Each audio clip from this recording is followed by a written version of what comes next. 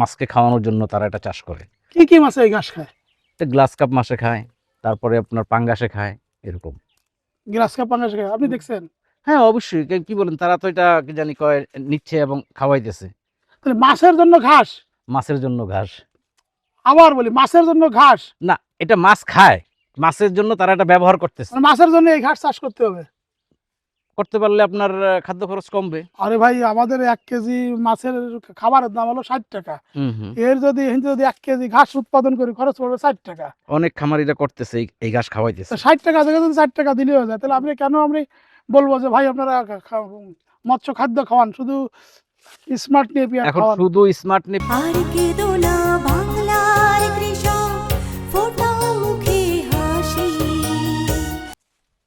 ও high ভাই, ওই ভাই, আসসালামু আলাইকুম। এগুলো কি আখ নাকি? না, আখ না ভাই, ঘাস। কি করেন? জি, এটা হলো গিয়ে যে সকালে কাটিং কেটে নিয়ে গেছে, তো হুম। তো দেখতে আসলাম যে কি অবস্থা। এটা আমার ঘাসের কাটিং এর জমি।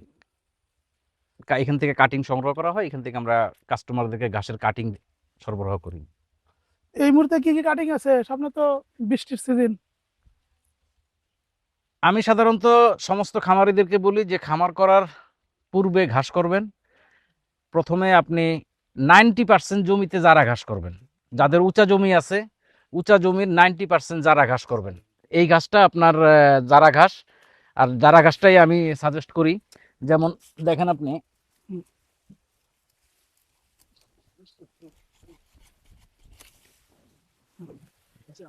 এটা হলো জারা ঘাস। হ্যাঁ, এই জারা ঘাসটা দিয়ে আপনি গরুর খাবারের 90% চাহিদা পূরণ করতে হবে। আর বাংলাদেশের সবচেয়ে দ্রুত বর্ধনশীল এবং পর্যাপ্ত ফলন হয় জারা ঘাসের। হ্যাঁ, তো এটা হলো সেই জারা ঘাসের কাটিং। এখান থেকে আমরা কাটিং সরবরাহ করি। যদি আপনি প্রশ্ন করেন যে এই জারা ঘাস কি পরিমাণ হয়, 33 শতকের বিঘায় 1 বিঘা জমিতে প্রতি হারভেস্টে মিনিমাম 10 টন ফলন হয়। 10 টন। 10 টন। তো এই ঘাসটা প্রত্যেকটা খামারেকেই করা উচিত যাদের উঁচা জমি আছে। আর এই সাথে আরেকটা ঘাস করতে পারে, সেটা হলো গিয়া স্মার্ট নেপিয়ার।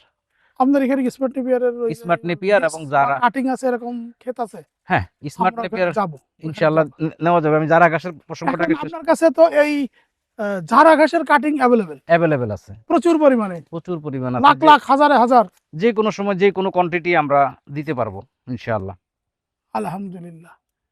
এটা বেশ সুন্দর হয়েছে, আখের মতো। দেখেন এই যে আপনার ছেলেমেয়েদের এই দিয়ে যে দেখেন আখ হিসেবে খাক। এটা তো ডাক্তার জহিরুল স্যার বলছিলেন যে এতে রস হয়, রস থেকে গুড় হয়। ভালো রস হয় এগুলোতে, গাছটা নরম থাকে। দেখেন এই গাছটা আপনার প্রায় 6 মাস বয়স। হ্যাঁ, তারপরেও কিন্তু প্রচন্ড নরম। হ্যাঁ, খুব বেশি শক্ত না। এত বড় হয়ে গেছে, আপনার কি বেচা কিনা খারাপ যাচ্ছে নাকি? যে না, কাটিং এর জন্য আপনার এই সাইজই হইতে হয় মিনিমাম। হ্যাঁ, তো কাটিং তো আপনি 6 মাসের আগে কাটিং করতে পারবেন না। আর গরুকে খাওয়ানোর জন্য 2 মাসে আপনি হারভেস্ট করবেন। 2 মাস পরে আপনার 2 মাস বয়সে বা 45 দিন বয়সে 6 থেকে 8 ফিট পর্যন্ত হয়ে যায়। আর এগুলা কাটিং এর জন্য, এগুলা আপনার হাইটও বেশি, লম্বায়ও বেশি, বা বেশ শক্ত। আপনারা অনেকেই মনে করছিলেন যে, আমরা আগের ভিডিওটা দেখছেন যে সেখানে হাইবার খামারে পানি হয়ে গেছে, মনে করছিলেন হাইবার মনে হয় ঘাস নাই। না না কিন্তু না এটা না তো ফ্যাক্টরি, ঘাসের কাটিং এর ফ্যাক্টরি। না, আমার খামারের ভিতরে হলো গিয়ে আপনার গরুকে খাওয়ানোর জন্য যে ঘাস, সেই ঘাসটা আমার গরুর খামারের ভিতরে থাকে। আর বাহিরে সমস্ত জমি হলো গিয়ে আমার কাটিং এর জন্য জমি। এটা হলো কাটিং এর জমি। আমার পর্যাপ্ত জারা ঘাসের কাটিং আছে, স্মার্ট নেপিয়ারের কাটিং আছে। আর বাংলাদেশে যে কোনো ঘাস আছে, সমস্ত ঘাসের কাটিং আপনি আমার কাছে অ্যাভেলেবেল পাবেন। আমরা একটু স্মার্ট নেপিয়ারটা দেখতে যাই, চলেন স্মার্ট নেপিয়ারটা দেখাই। এটা হলো গিয়ে আপনার স্মার্ট নেপিয়ার ঘাস, যে ঘাসটা আপনার ছাগল, দুম্বা এবং গাভীর জন্য স্পেশালি আপনার এই ঘাসটা খুবই ভালো। প্রোটিন পার্সেন্টেজ জারার চাইতে একটু বেশি, তো আপনার ঘাসটা বেশ নরম থাকে। আর এই ঘাসটার বৈশিষ্ট্য হলো যে এই ঘাসটা আপনার কখনোই 3.5 ফিট 4 ফিটের চেয়ে বেশি বড় হয় না। বড় হয় সেটা হলো কাটিং এর জন্য। যদি এই যে ধার ধারালা ঘাস, এই ঘাসই গরু খাবে? না, এটাতে ধান নাই তো ঘাসে। এই ঘাসে আপনার তেমন একটা ধান নাই। যত ঘাস আছে সবচেয়ে কম ধার সম্পূর্ণ ঘাস হলো এই ঘাসটা। আপনি দেখেন এই ঘাসটা কিন্তু খুব বেশি ধান না। তো যত ঘাস আছে সবচেয়ে কম ধার, এটা একদম নরম ঘাস। আর সবচেয়ে মজার বিষয় হলো এই ঘাসটা অনেক মৎস্য চাষিরাও আমাদের কাছ থেকে এই ঘাসটা নেয়। মৎস্য চাষিরা নিচ্ছে। এটা নাকি মাছকে খাওয়াইতে পারে, ঘাস কাইটা মেশিনে ফেইটা পুকুরে দিয়ে আরে দেয়। না, ওরা মনে আছে ওই যে গেটটা দেখতে সুন্দর হয় মনে না, না, সাইডে না, মনে অর্নামেন্টাল হিসেবে রাখে। এটা আপনার মাছকে খাওয়ানোর জন্য তারা এটা চাষ করে। কি কি মাছে এই ঘাস খায়? এটা গ্লাস কাপ মাছে খায়, তারপরে আপনার পাঙ্গাসে খায়, এরকম। গ্রাস কাপ পাঙ্গাস খায়, আপনি দেখছেন? হ্যাঁ, অবশ্যই। কি বলেন, তারা তো এটা কি জানি কয় নিচ্ছে এবং খাওয়াইতেছে। তাহলে মাছের জন্য ঘাস, মাছের জন্য ঘাস আবার বলি মাছের জন্য ঘাস, না, এটা মাছ খায়, মাছের জন্য তারা এটা ব্যবহার করতেছে। মানে মাছের জন্য এই ঘাস চাষ করতে হবে। করতে পারলে আপনার খাদ্য খরচ কমবে। আরে ভাই, আমাদের 1 কেজি মাছের খাবারের দাম হলো 60 টাকা। হুম, হুম। এর যদি 1 কেজি ঘাস উৎপাদন করি খরচ পড়বে 60 টাকা।